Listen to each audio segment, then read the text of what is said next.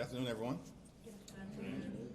This is day 20 of the Trump Republican shutdown, and Republicans have shown zero interest in reopening the government, enacting a bipartisan spending agreement that actually is designed to make life better for the American people, and address the healthcare crisis that Republicans have created that is devastating people all across America.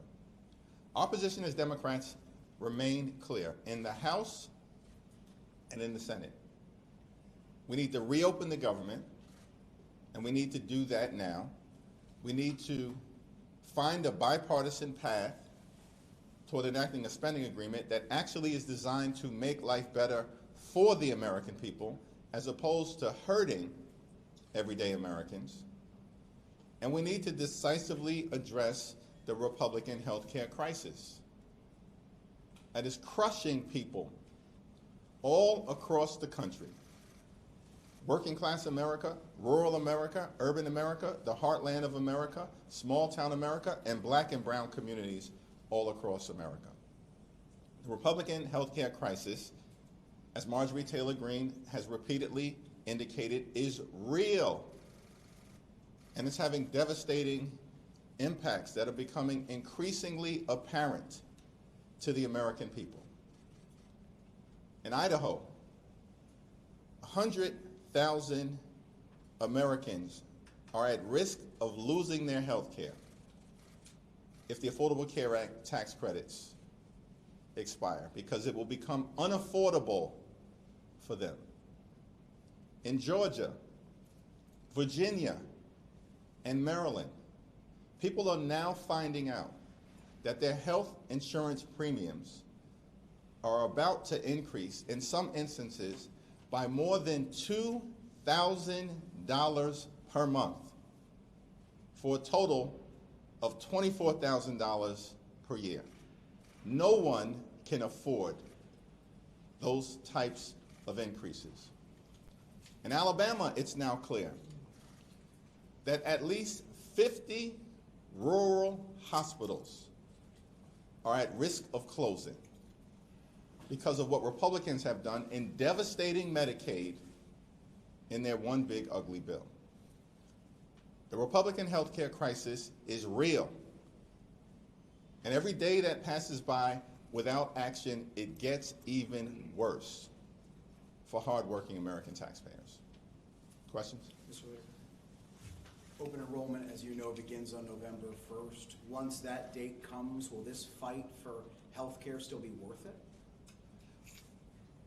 If we don't address the Republican health care crisis in advance of open enrollment on November 1st, it will become even more apparent to everyday Americans why we need to extend the Affordable Care Act tax credits. Because by that point, tens of millions of people across the country will realize that their health insurance premiums, copays, and deductibles have skyrocketed beyond what's affordable because of Republican inaction. So it wouldn't guarantee an end of the shutdown come November 1st? It's certainly our hope that as the reality starts to sink in for so many Americans across the country, that because of the Republican refusal to extend the Affordable Care Act tax credits for working class Americans, that their premiums, copays, and deductibles are going to increase by thousands of dollars per year, in some cases more than $20,000 a year, that action needs to be taken by the Congress now, as Democrats have been saying for the last several weeks.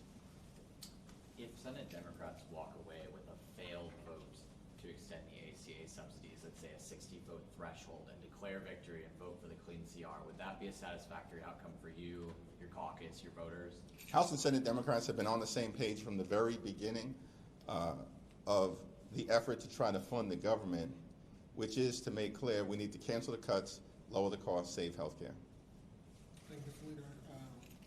Speaker Johnson held his press conference with Chip Roy, Andy Harris of the Freedom Caucus this morning. He said that Republicans were captive to the left. That's why you and Chuck Schumer were so supportive of the No Kings rally this weekend. I want to kind of get your sense of how do you see the Republican opposition to the ACA subsidies, which is something that the Freedom Caucus is leading on. Can you speak about that dynamic of them framing you all as captive to the left when the Freedom Caucus is kind of leading on their opposition to the expanding the ACA subsidies? The House Republicans are divorced from reality and have continued to function as nothing more than wholly owned subsidiaries of Donald Trump and his extreme administration. From the very beginning of this Congress, Republicans have done nothing to make life better for the American people. That's why the American people know overwhelmingly the country is heading in the wrong direction, and why Donald Trump's approval ratings are at rock bottom. Republicans promised that they were going to lower the high cost of living on day one, but that hasn't happened. Costs haven't gone down. Costs are going up. Electricity prices are through the roof. Housing costs too expensive. Child care costs too expensive.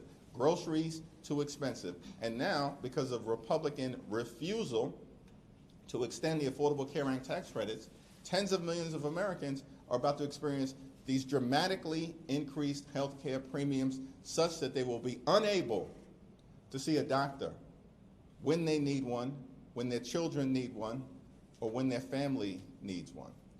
Like, at the end of the day, this is about the health care of the American people. And this is about driving down the high cost of living.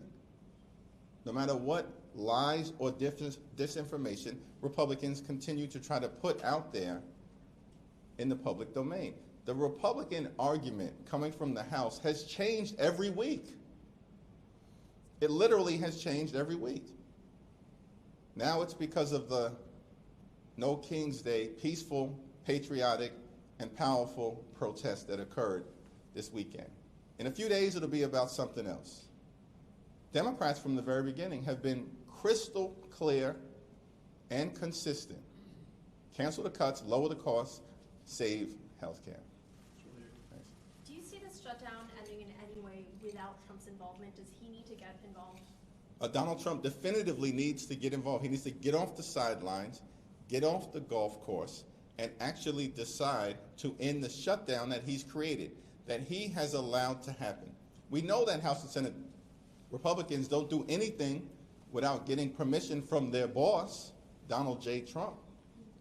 And the reason why there have been no negotiations, zero negotiations, since Republicans shut the government down, is because Donald Trump clearly wants the government shut down. He wants to inflict pain on the American people. And this will not change until Donald Trump gives Republicans permission to sit down with Democrats.